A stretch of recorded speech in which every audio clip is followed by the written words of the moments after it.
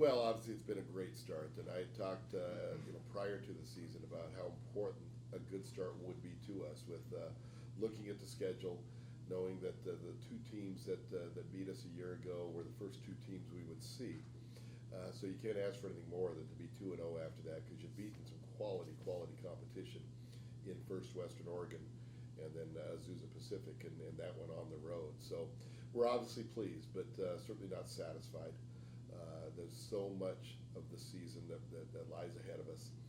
We were in the same position a year ago, had won our first two games, and the second win being a win over Azusa. And they were able to regroup from that and run the table the rest of the way, which included beating us down at Azusa a year ago. And so, again, we're pleased, not satisfied. There's so much work and so much improvement that still needs to take place, will take place, I believe. And we just need to continue to approach it 1 week at a time. And this week it's Dixie State. Dixie presents its own set of challenges, certainly. But yeah, we're pleased with the start, and we've built some momentum, and now it's our job as coaches and players to try and sustain that momentum. Taking on Dixie and talk about preparing. There's some coaches over there that used to be here at Humboldt. As the head coach, how do you guys approach that? Anything different, knowing that they know a lot about it? They do.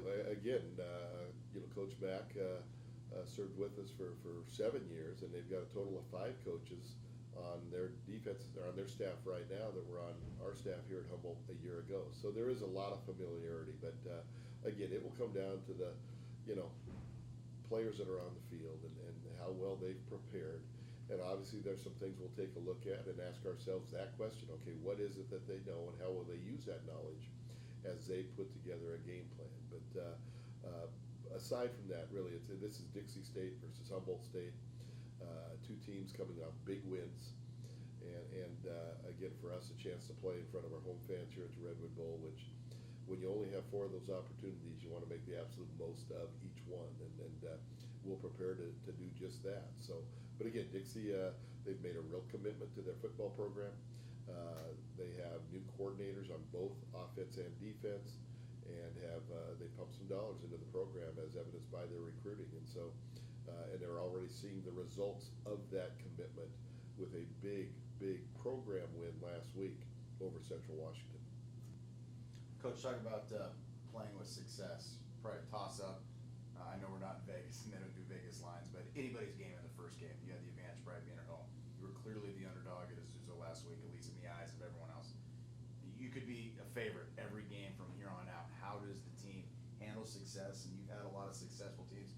How do you make sure the kids don't get a big head and they stay focused and get the job done? You have to approach each week the same. Again, your routine, the way you go about your work, the hours that you put into the film study of your opponent. You develop great respect for whoever that opponent may be, and so the routine's got to stay the same. I think that's first and foremost. You lean on your team captains. Again, you've got seniors who, most of them now have 8 games remaining in their football careers, and you take advantage of their leadership and everything like that, and you trust your coaches to go out and every Tuesday, Wednesday, Thursday, develop the proper plan, implement that plan, make sure that at their position and each side of the ball that those players are developing that respect, that needed respect for that opponent, and just realize that when you look at all the things that these players go through from last January through the end of the season, the only thing we're guaranteed is 10 Saturdays. That's all we get. And so it doesn't matter who the opponent is. You need to prepare yourself to take full advantage and make the most of each and every Saturday. And really that's always been my approach is to, there are some games that the players may consider bigger than others. They're all big games. We only get 10. And when you think of the hours upon hours that these players and these coaches put in for those 10 Saturdays, why would you risk not preparing for one? Why would you take the chance of not being at your best? And that's the challenge for every coach, every player, but that's the approach also that we take.